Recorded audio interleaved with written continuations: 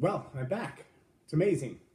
Yes, my kids are mocking my shirt, but if they were in the Congo, they wouldn't be mocking my shirt. They would realize this is quite normal for many people of the Congo. Although, while this is very normal, casual, everyday clothes, I've seen suit coats made of this same pattern of material. I've seen dresses made of the same pattern of material. Of course, I've also seen many who show up for various events, like most of our training events, in traditional, what you would consider Western coat and tie. And if you were just to take them from the streets in Kinshasa and move them to the streets of Houston, you wouldn't know any different. So I wore my new shirt in honor of my friends in the Congo. Hello to those of you who may be watching. I realize it's close to 1 o'clock there. I'm still trying to rehydrate my body after the hours upon hours of sweating being in Africa. But I am glad to be back home in the United States. I'm glad to be back with my family and to be around my own kids and grandkids. There were a lot of observations from being in the Congo. We have an honorable, I believe, job and opportunity serving with USALGA.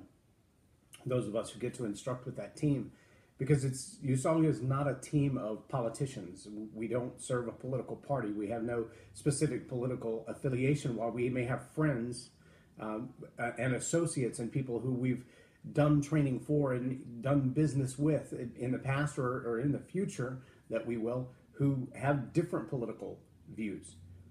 And that's okay, because USALGA doesn't represent a political party or a religious movement or anything of the sort. We represent the idea that good basic practices, best practices, and good basic leadership principles can truly change the world. And I believe there's one factor that runs the gamut across political parties and affiliations, political systems of any type, religious systems of any type, socioeconomic systems of any type, and people of any type. And by that I mean your culture may affect this one factor, but this one factor will also affect your culture. They are very inextricably linked. And the level at which you relate to people in your culture, in your society, in the political realm, in your family, and even in your own mind, this one factor, when it's upside down, it changes everything to a negative. When it's right side up, it has the power to change everything to the positive. This one factor, I believe, runs the gamut of all levels and types of poverty, whether it's poverty of wealth or it's a lack of food, or it's a lack of opportunity, or it's a lack of education, or it's a lack of relational skills. Any one of those different systems of poverty can be broken by this one factor. How's that for a big statement to open with? I'm firmly convinced that it's true. Firmly convinced that it's true. I had a chance to speak at the University of Kinshasa, which is probably one of the largest. I believe they said 7,500 students on that one campus there in Kinshasa. They have branches in different places as well. They have students of bioengineering, the various medical practices, so from nursing and practical first aid, basic first aid, all the way up to medical license to become a physician, and anything in between, x-ray technicians, et cetera, all on that one campus. They have aerospace engineering on that campus. They have mathematics, and all of these on this one campus. In a city of about 14 million people, 7,500 can actually afford to attend and go to college. And it's amazing when you look at the population base of a city the size of Kinshasa, the percentage of people who have a full 4-year degree. It's pretty impressive. Now, the challenge with a lot of them is they finish that degree and have a hard time getting a job. Seems like we've had that issue in the last decade or so in the U.S. as well. And I believe, I've heard even people in Nigeria having the same problem. They finished all their schooling, but they can't really find a well-paying position to apply their schooling in. when I had a chance to teach there, I was asked to teach on the leadership principle specifically around attitude. And honestly, the only person who had seen or heard any of that was actually a professor of, and who sits on the board at this university. He's actually been to the United States. He's been in my home.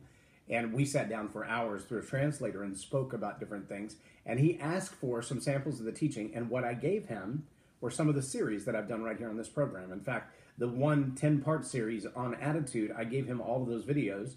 And his son, who is my translator when I'm in Kinshasa, actually translated those videos for him and shared some of those ideas. It was really kind of cool to sit down with Jean-Claude. And even while I was doing the translation, he was putting into practice, or while I was doing the teaching, he was putting into practice some of the things he'd heard and some of the other teachings.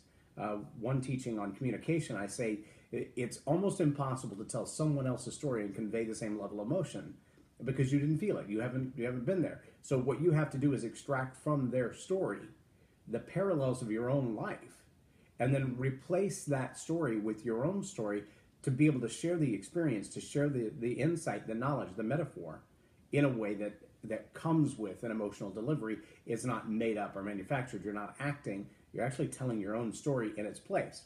And after we finished the teaching at the university, we had great responses. I believe it was close to 300 students in there. Unfortunately, I set the camera up to record the event, and when someone moved it, they thought it was not yet recording, and so they turned it off rather than on.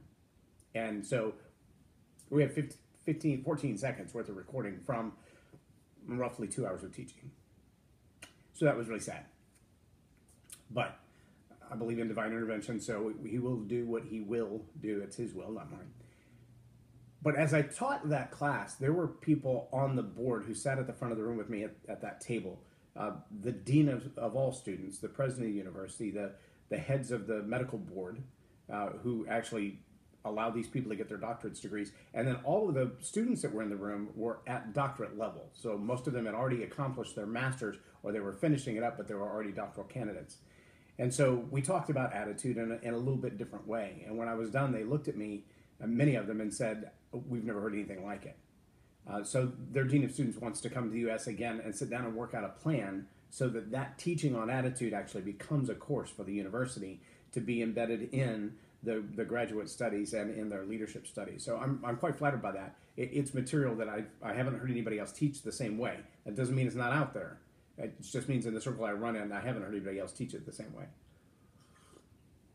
And it's all stuff that I feel like God downloaded to me through studying different aspects and bringing multiple pieces together in one place.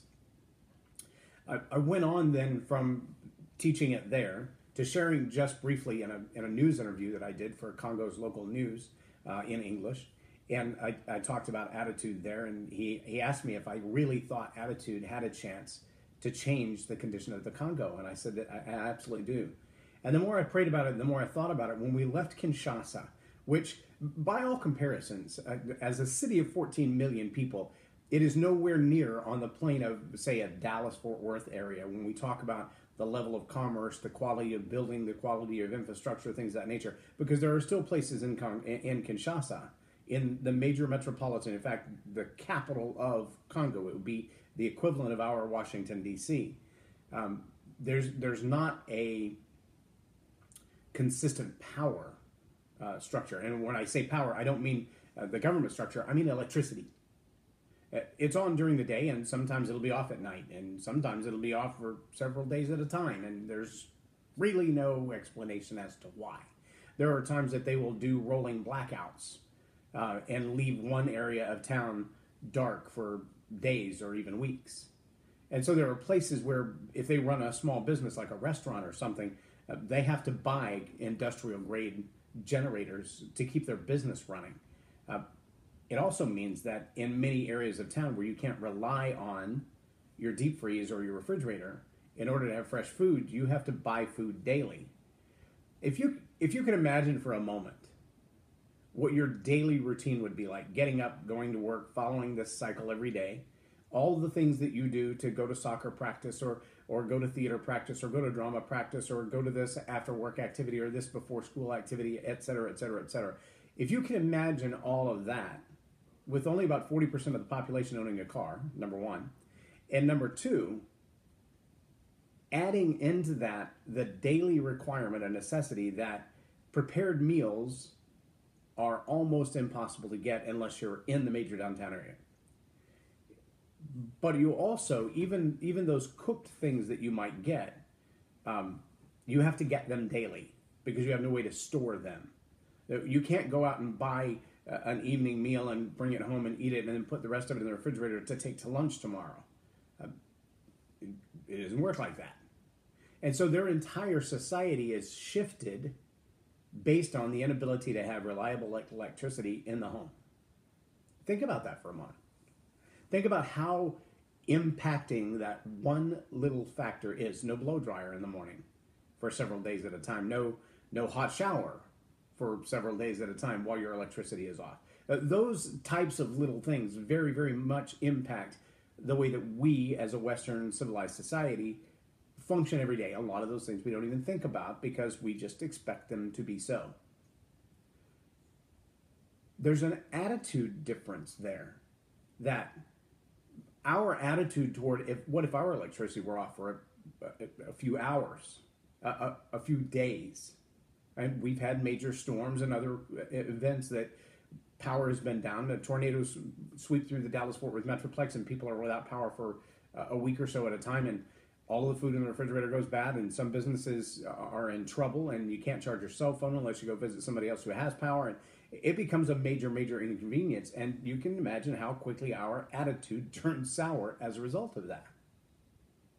Well, imagine living in a community like Kisangani, where about 30% of the population has reliable power. This is a city of close to 4 million people. They have their own airport. They have their own infrastructure. But their attitude has changed toward what infrastructure and daily life could be, would be, was, and is. And I want to look at that kind of as a quadrant because the forward-looking, the future projecting vision that many Americans kind of live by. You know, I want to finish school. I want to go get my college degree. I want to work in this field. Is a mentality that we start training our young people with really, really early. I mean, you can imagine the number of kids who are 6, 7, 8, 10 years old who've already been asked the question, what do you want to be when you grow up? And sometimes we set them up for serious challenges. Sometimes we're asking them to begin now to think, what are you going to do when you grow up? Probably one of the most common questions asked of those who are sophomores, juniors, and seniors in high school. So what's next? What are you going to do now? Where are you going to go? And so there's a projected future-looking attitude embedded in our culture. It's kind of expected of our young people to begin from the earliest days that they can imagine what they would do to look far enough down the road that they can begin to execute on a plan to get there. That attitude is rare, to say the least, in Kisangani. In fact, I would venture to say that many of the people of Kisangani, and perhaps even around the entire nation of Congo, are more oriented to what will I do to get through today? How do I keep my children from dying of disease today? How do I make sure that there's enough food on the table for them today? Where will I find enough business to do, commerce to provide, the money to buy the food to feed my children today? Have we had a solid meal today, and was it enough for today? The idea of what will I do for tomorrow is tomorrow's problem. Now, scripturally speaking, I know that the word says don't worry about tomorrow because tomorrow has enough problems of its own. And the idea of manna falling every day and starting over every day was a God-type relationship that we are expected to have, to rely on him. Give us this day our daily bread. But even in Habakkuk, he says, write down the vision. Write it down. Listen to what I'm telling you to do for the future. Write it down. This is what's coming for your children. Be prepared for this. And that attitude is so rare. The idea that there will be a future that we should be hopeful for. It's rare. And you see that almost sense of hopelessness in the future. So instead, living in the now, in the is not a matter of pulling ourselves in from all these grand visions and being centered in our focus and purpose to be present now. It's more of a lack-driven mentality of how do I survive the now? Not how do I deeply invest in the now, but how do I survive the now? Now, here's an irony that falls right in behind that, and that is in the late 1800s, early 1900s, there was a colonization in the Congo by the Belgians. And when the Belgians came in, they were a strong, thriving Western civilization. They paved the roads, they curbed the streets, they built traffic intersections like the roundabouts that you would see all over Europe. They began running power lines and lines of communication and systems of commerce. And how do we use the Congo River as a delivery factor to transport merchandise to and from Kinshasa and to and from other areas? And this thriving economy grew and grew and grew until the time came for the independence, and the Congolese people said, we want our nation back. We don't want to be colonized. Get out. And here's an ironic twist. And this is without exaggeration. I've eyewitnessed it. I've driven on the roads where you can see and feel in the road the patterns of the cobblestones, almost identical to what I experienced in Brussels, Belgium when I was there in 1990. But these roads were laid in the early 1900s, 1920, 1930, all the way up to 1950. But when the Congolese people got their freedom, they stopped. They didn't take the roads that were built by the Belgians and continue to maintain them and expand them and follow on the commerce ideas and follow on with the future thinking ideas. It was like they expected time to simply stand still. And there are places where we would drive on these roads and we would go around the big roundabout and we'd come to the next intersection, and no exaggeration, the asphalt just ends. And there's an 18-inch drop-off onto a dirt road. The path of the road continues. You can see that the commerce has been built there. The buildings are there. The houses are there. The road continues for another several miles.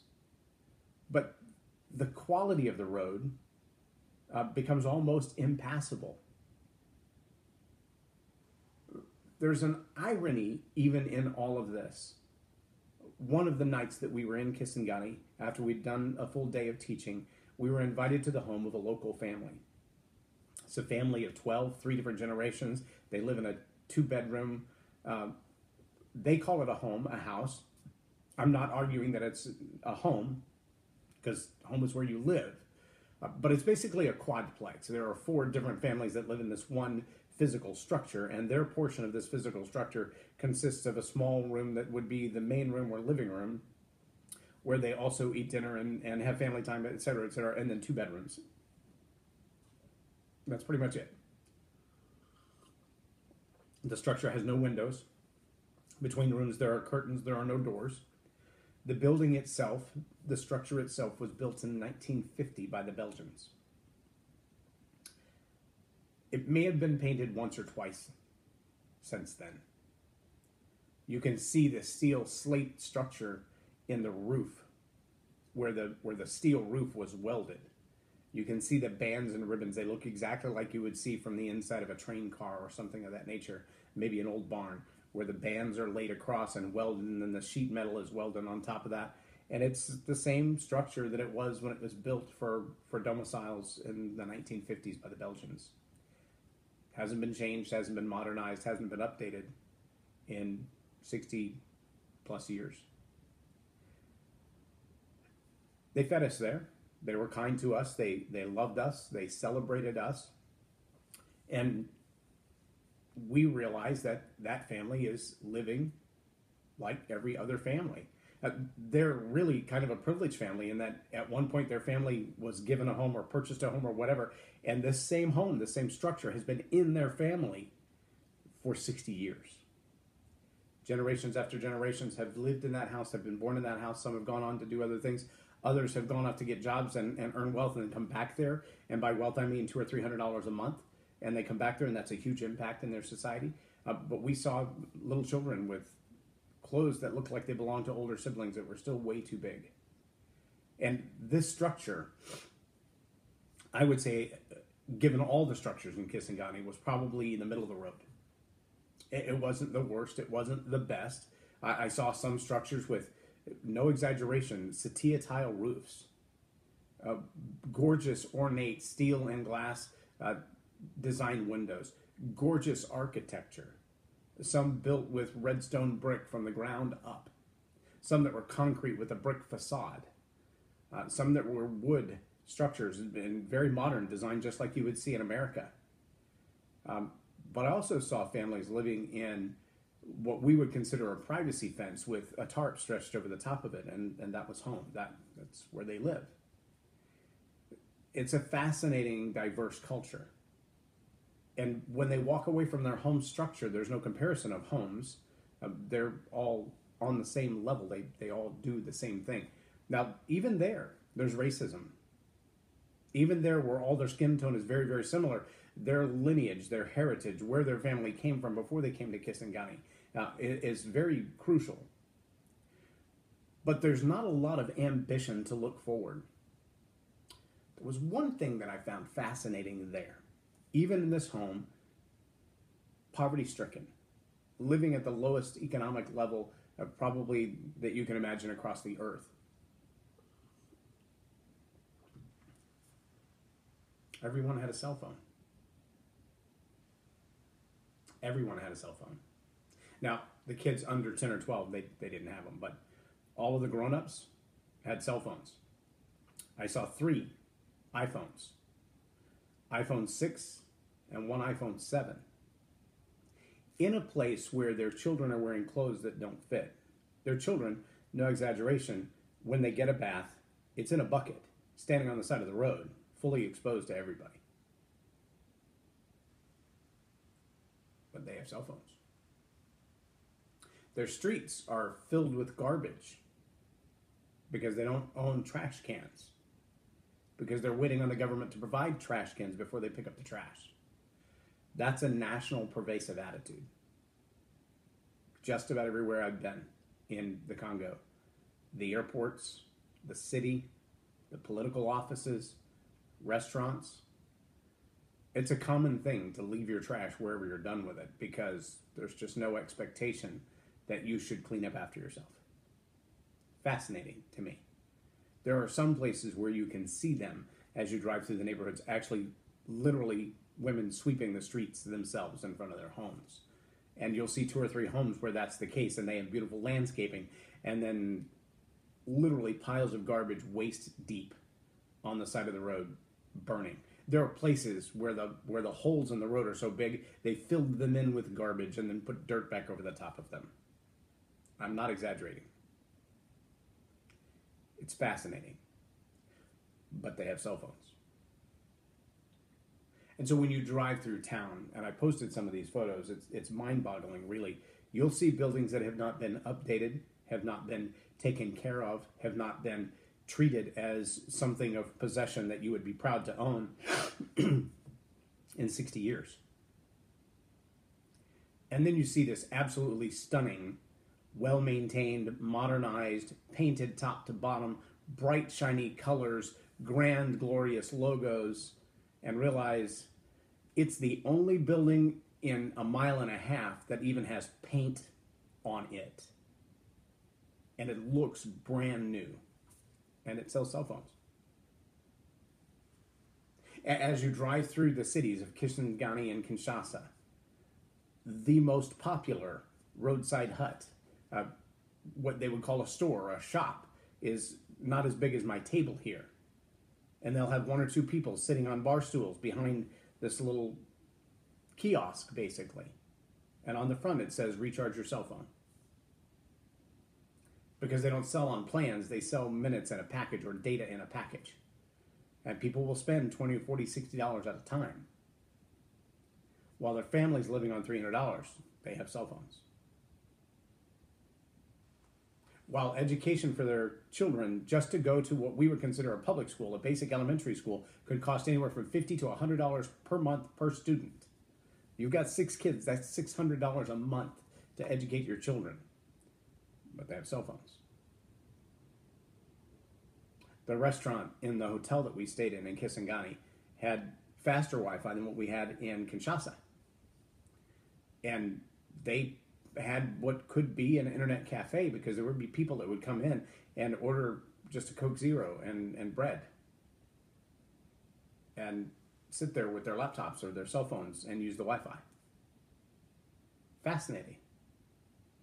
Now, there are a couple of things that really drive deeper questions. What sort of attitude says, I should have a smartphone, I should be in touch with the world, and that's today, now, in this moment, in the next several hours, the next 24-hour window, the next 48-hour window, the next month, that is of a higher priority than my children's primary education. If I have to choose between the two, I choose cell phone. There's an attitude that's at work there. I'm not going to invest the time or the resources to paint my home or put windows in my home or put a door in my home or find a way to put power in my home on a regular basis. I did see, and it was fascinating, I did see homes, I have pictures of them, where the entire structure is basically a thatched hut with a satellite dish attached. Yes, a satellite dish attached to a thatched hut. Places that look like apartment buildings, multiple stories high. Balconies with days' worth of clothes hanging over the balconies. What appears in photos to be that balcony has become someone's bedroom. But there's a satellite dish clamped on the balcony. 20 satellite dishes from the end of the building that you can see, where everyone has their own satellite service for entertainment. The graffiti that I saw was also mind-boggling to me, because it wasn't fancy. It wasn't like the tag artists that we see in the United States when you see the railroad cars roll by and they've got, big designs on them and they're very colorful, et cetera, et cetera. What I saw instead was on the side of buildings that haven't been painted in any other way in 50 years. I see 50 Cent and T-Pain and Nelly and Big Money. And I'm thinking, with their cell phones, with their satellite dishes, and their starving children, what we are exporting to them isn't hope. What we are exporting to them isn't education. What we're exporting to them isn't a positive attitude for a forward-looking future that says, I have ambition to be better than I am today. It's our rap culture. What we're exporting to them is, at best, entertainment. At best, it's entertainment.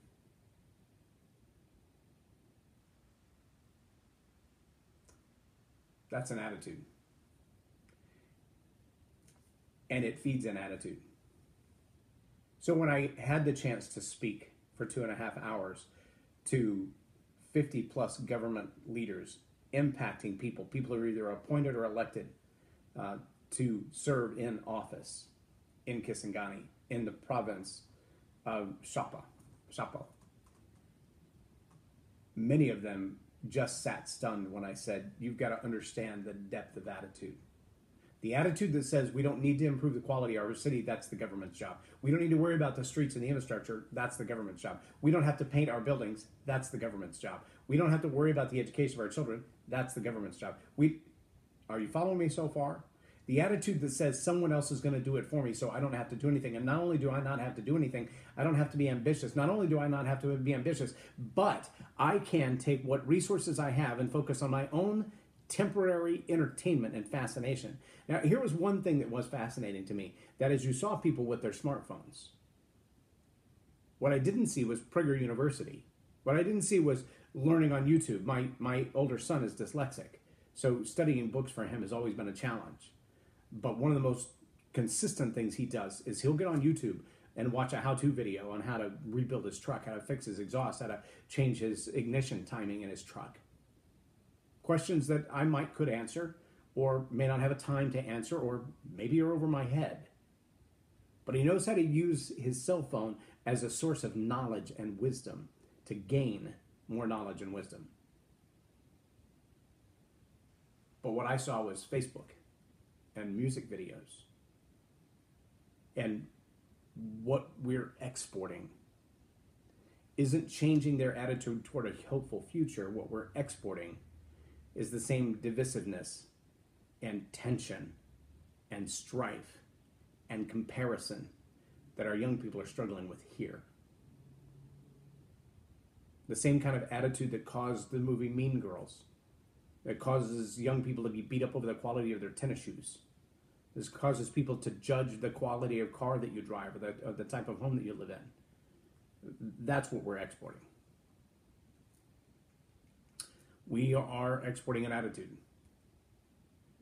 And as I talked about how we can, through conversation, change the attitude of the citizenry of the Congo to be a more hopeful generation, to be a more powerful, influential generation, the leaders were taking incredible notes, begging for all of what I've developed in that series to be translated into French so that they can learn it and absorb it and apply it and teach it themselves.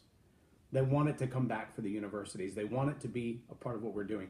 And it is part of the system that we offer and teach. It is part of the leadership concepts of what we teach from USALGA. If there's one powerful element that can reshape our world, to break the back of poverty, to break the corruption in our government, to change the quality of our education, the quality of our exports, the quality of our conversations, that one element, in my opinion, in my experience, is attitude. And as Zig Ziglar and John Maxwell and Dale Carnegie have all stated over and over and over again, stabbed at it from every direction you possibly can, the little memes that you see on Facebook, the photograph that Nelson Amedigwe shared the other day, they all say it the same way. A bad attitude is like a flat tire, and it will not let you move forward until you change it. Ladies and gentlemen, we are held accountable for the words that come out of our mouth, for the things that we say, for the impact we have on people around the globe, and our attitude toward our young people, our attitude toward our elders, our attitude toward our government, our attitude toward our own expectations is best expressed in the words that we say. And it's contagious. We're an attitude away from living in a place like Kisangani. We're an attitude away from a generation away from changing the world to live at the highest standards of living and quality of life. Truly believe, I'm thoroughly convinced, it begins in the attitude that we have toward each other and the attitude that we have toward ourselves and toward our God. And if we don't get that right, we will leave generations suffering. But we have hope. Because in the same influence that we can negatively influence by attitude, we can positively influence by attitude as well. So I know this has been a long message. I believe if we want to be world changers as leaders, it's got to start with the attitude in our head, the attitude that we convey with our children, with our family, in our home circles, with our community around us. I am thoroughly convinced it's that important that we get busy about the attitude that we have and what we share. I hope this message has blessed you today. I hope it has been something that causes you to look outside your own circles, outside of your own world, away from your cell phone for a moment, ironically enough, and share it around the world. And for my friends on the African continent, 30% of my audience is not in North America. And I love you all. And I want to challenge you to take a positive attitude into the community with you today. And love somebody with an attitude that says, I will not be easily overwhelmed, overcome, or pass by. Learn to be insuperable. I am J Loren Norris, and you've been watching Tell It Like It Is TV. Have a blessed day.